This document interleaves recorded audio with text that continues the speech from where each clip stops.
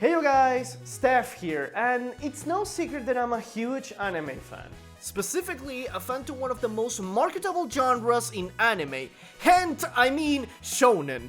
Stories that have a huge emphasis on fights and character development through the hero's journey. Being a fan of series like Naruto, Fairy Tail, and One Piece makes me the prime target audience to video game adaptations of those emblematic stories. Naruto Ultimate Ninja Storm, One Piece Pirate Warriors, the huge influx of shovelware Sword Art Online games, and even the upcoming Fairy Tail game are some examples that come to mind.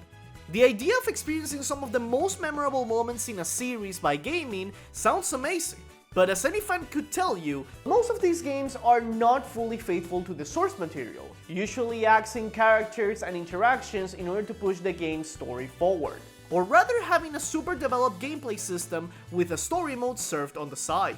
This is especially true with games like Naruto Ultimate Ninja Storm, where the main focus is the fighting game and the story mode, although very good, is a side dish. That brings us to this video's main course, Dragon Ball Z Kakarot, the latest game in the Dragon Ball franchise of video games. Now, Dragon Ball is no stranger to video games, expanding all the way to the NES era, but most of them are fighting games. Games where you pair your favorite characters against each other and duke it out.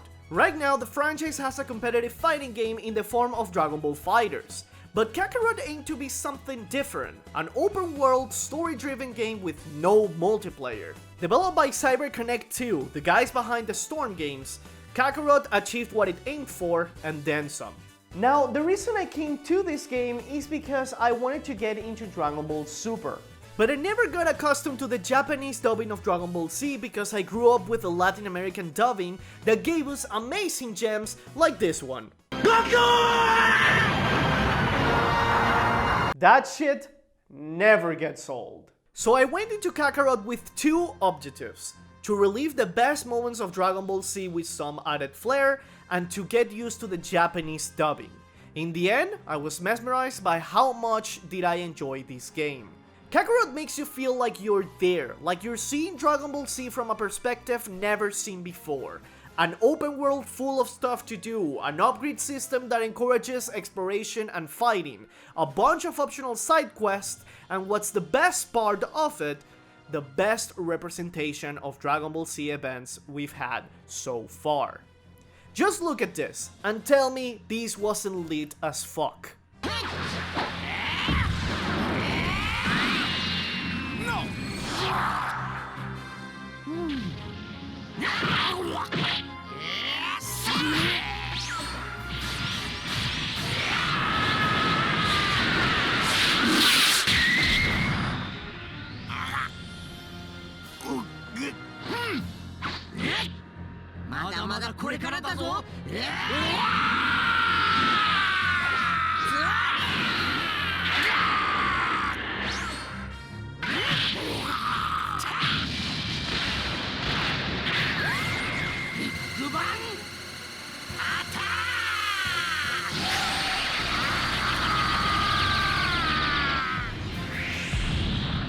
The amount of detail that appeared throughout the whole game left me speechless. Sure, there are some things that happen in the story that aren't even mentioned in the game, but these were so minimal compared to everything else the game offers you that I couldn't contain my excitement. This game made me feel like a kid again. A kid that sat daily in front of a TV to watch reruns of Dragon Ball Z on Cartoon Network. I love this game so much. This is what video games adapted from anime should be like, reliving the very moments that made you love the series in the first place. The gameplay itself of Kakarot is divided into two: open world exploration and the fighting mechanics. You can visit some of the most memorable places in the Dragon Ball Z world by flying around in the land, watching cars drive on highways, visit places like the West City, Kami's Lookout, and even Planet Namek, going from place to place collecting orbs and other goodies. These orbs are used to upgrade your character. You see, in one of the weirdest moves Kakarot has was the implementation of RPG mechanics into the game. These upgrades require a certain amount of orbs found in the wilderness in order to be acquired, rewarding exploration. And these give you extra upgrades like extra damage and special moves. In Kakarot's overworld, you can also find these places where you can image train. If you beat the challenge, you get a new upgrade to your abilities, like a Super Kamehameha. These are really fun to do and can test you in really fun ways. Aside from the overworld exploration, you also have side quests. These are pretty straightforward and easy to complete, and are more fan service than anything else, mainly done by characters that don't get much spotlight in the actual series. But these side quests open the community tab, where you can add tokens of your favorite characters, upgrade them, and they'll give you bonuses depending on how you match them. This was a pretty fun mechanic, and it's rewarding to pull off a big chain due to the massive amount of rewards that you get. To occupy these huge maps, you can also fight robots or Freeze's soldiers. These are floating around and give you experience and extra orbs. There are many more things to the open world, but I already talked to the things that I like the most about them. The second scheme is fighting.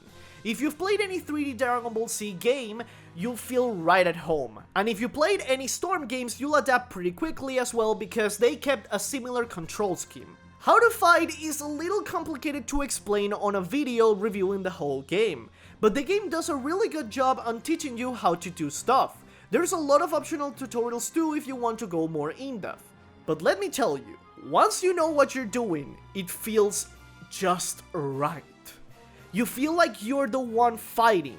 Your strategies, everything go in tandem with the gameplay, and that's something I loved very much. Experiencing how I would tackle specific fights against some of the most emblematic villains in anime history is something just amazing.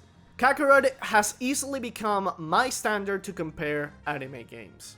And that's going to be all from me for today. Thank you all you guys for watching. If you liked the video, please hit the like button. If you want to see more of my content, you can consider subscribing.